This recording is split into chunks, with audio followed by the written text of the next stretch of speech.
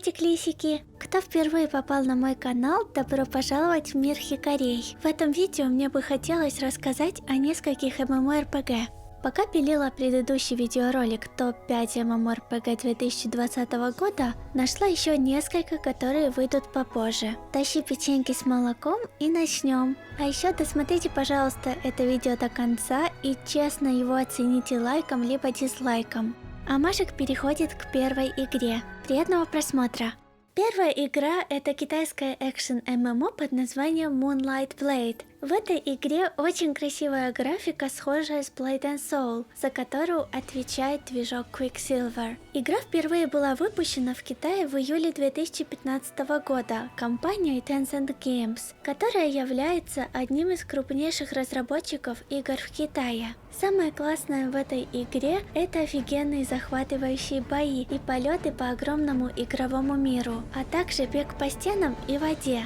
На данный момент в игре 8 классов и 4 фракции Альянса. Обычно в играх не более 2 фракций, однако в эту игру играет очень много людей. Также есть как Target, так и Non-Target системы. Естественно, PvP тоже присутствует, кроме того, есть баталии 300 на 300 человек. Еще есть система домовладения, петы, маунты и многое другое. Конечно, пока мы дождемся эту игру хотя бы на евро, про ру вообще молчу, графика уже окончательно устареет. Будет все как с Blade and Soul, которую мы ждали очень долго. Анонс Moonlight Blade в Европе и Северной Америке был объявлен компанией Nexon, но уже достаточно давно от них нифига не слышно. Известно лишь то, что возможно релиз игры состоится в конце 2020 года. Но игру можно сразу выкинуть из окна, так как Nexon широко известна тем, что блокирует IP во многих странах. В большинстве стран Юго-Восточной Азии, России, Германии, Украине и во многих других европейских странах.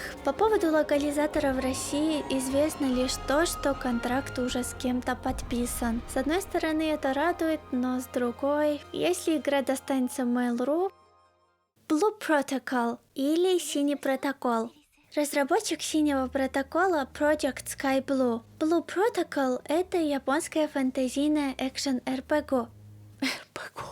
Blue Protocol — это японская фэнтезийная экшен-РПГ с элементами ММО на игровом движке Unreal Engine 4. В игре насыщенная графика в стиле аниме и динамическая боевая система. Прежде чем перейду непосредственно к описанию игры, хочу отметить, что про локализаторов игры Blue Protocol до вчерашнего дня было известно очень мало. Точнее, нифига не было известно. Но вчера появились хорошие новости, которыми я обязана с вами поделиться. Игра была анонсирована летом 2019 года, а в июле проводилось закрытое альфа-тестирование, во время которого игрокам было запрещено выкладывать видеоролики и скриншоты из этой игры. Но буквально вчера разработчики отменили запрет. Компания Bandai Namco составила список вакансий, который намекает на возможный английский релиз игры. Публикация вакансий для директора по английской локализации, вероятно, означает, что Bandai Namco планирует выпустить ее в США, Великобритании и Австралии. Несмотря на то, что в этом нет никакой гарантии, требуется, чтобы кто-то, владеющий английским языком, локализировал игру, включая культурные нюансы для разных регионов, пользовательский интерфейс, заставки, текст и голоса кат-сцен. Перейдем к описанию игры. В голубом протоколе мы должны исследовать мир, полный руин прошлой цивилизации. Для этого нам нужно выбрать один из 4 классов, не имеющих привязку к полу и расе. Танк, дамагер, милишник-дамагер, лучник и маг. Несмотря на то, что в игре всего 4 класса, разработчики планируют реализацию новых классов в будущем. Топово то, что у каждого класса есть собственный баф, что пригодится на хай-левел контенте. Думаю, придется собирать фулл пати из всех этих классов. Но стандартной связки, состоящей из танка, хила и дамагера, нет, так как каждый класс может вылечить себя сам. Кроме этого, в игре нет брони, лишь оружие и костюмы. Кстати, еще известно то, что данжи будут на 6 человек. Также в игре Non-Target боевая система и система времени суток. Касаемо контента, помимо PvE, нас ждет еще и PvP. Разрабы планируют продавать лишь косметические элементы, изменяющие внешний вид персонажа, костюмы, не являющиеся экипировкой, например, школьные купальники. А теперь самое интересное. На международном рынке Синий Протокол ждут в 2020 году. Тем не менее, игра сначала должна выйти в Японии. Скорее всего, IP-блока не будет, но в случае чего придется заюзать VPN. Также в ресурсах игры были найдены файлы английского, корейского, русского и португальского языков, так что, возможно, игра будет на русском языке. Мяу. Следующая игра EA. EA — это MMORPG на движке Unreal Engine 3 от корейской компании «Синяя дыра». Падение метеоритов уничтожило планету, и выжившим людям пришлось перебраться на парящие города-острова. Самое прикольное — это летающие корабли и сражения как в небесах, так и на земле. Каждый игрок может использовать свой корабль как транспорт для исследований парящих островов, а также прокачивать его, изменять внешний вид, повышать уровень, оснащать пушками для сражения с другими игроками и многое другое. В игре также есть осады, захват крепостей, фарм боссов, командное PvP, групповые подземелья, ивенты, рыбалка и нескончаемый список, делающий игру супер-гринделкой. В игре всего 5 классов. Мистик, умеющий восстанавливать хп сопартийцев. Ассасин, убийца, который может легко уйти в инвиз. Очень сильная волшебница, управляющая элементальной магией. Ганнер, имбовый класс, особенно в PvP. И Варлорд, или просто танк, с молотом и огромным щитом. Может как защищать себя, так и сносить башню врагам своим молотом. Закрытый бета-тест игры в Корее состоялся еще летом 2019 года. На Западе издателем является Kakao Games, локализатор европейской и американской Black Desert.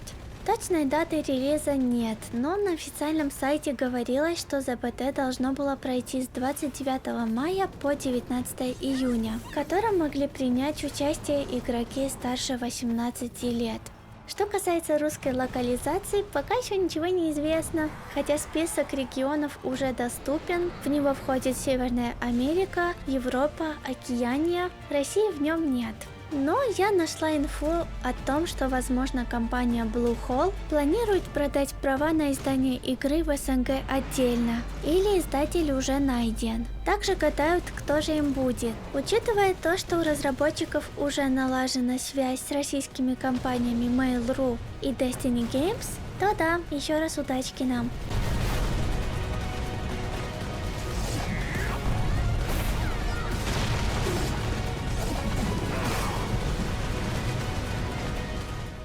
И последняя игра — это Project BBQ, или как многие называют, проект Барбекю. Это экшен MMORPG в аниме-стилистике на движке Unreal Engine 4. Нас ждет огромный фэнтезийный мир, разделенный на подземелья, города и поселения. Также будут доступны 8 персонажей на выбор и нон-таргет система боя. В трейлере нам показан один из классов, который может сражаться без оружия. На создание этой игры разработчиков вдохновили такие игры, как Monster Hunter, Devil May Cry, а также многочисленные консольные игры. О релизе игры, к сожалению, вообще ничего не известно. Есть лишь слухи и догадки о том, что она, возможно, выйдет в 2020 году, хотя ранее говорилось о 2019. Также, возможно, западным локализатором будет компания Nexon, у которой, как я уже говорила в этом ролике 100 раз, для стран СНГ стоит IP-блок. Информации о проекте Барбекю, к сожалению, слишком мало. На этом все. Жду вашего мнения в комментариях. Мау!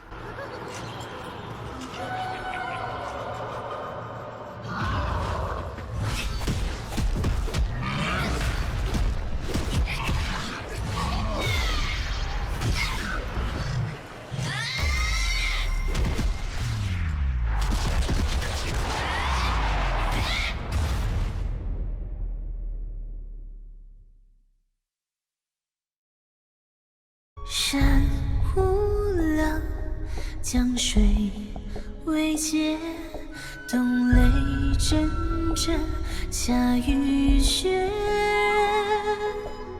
天长路。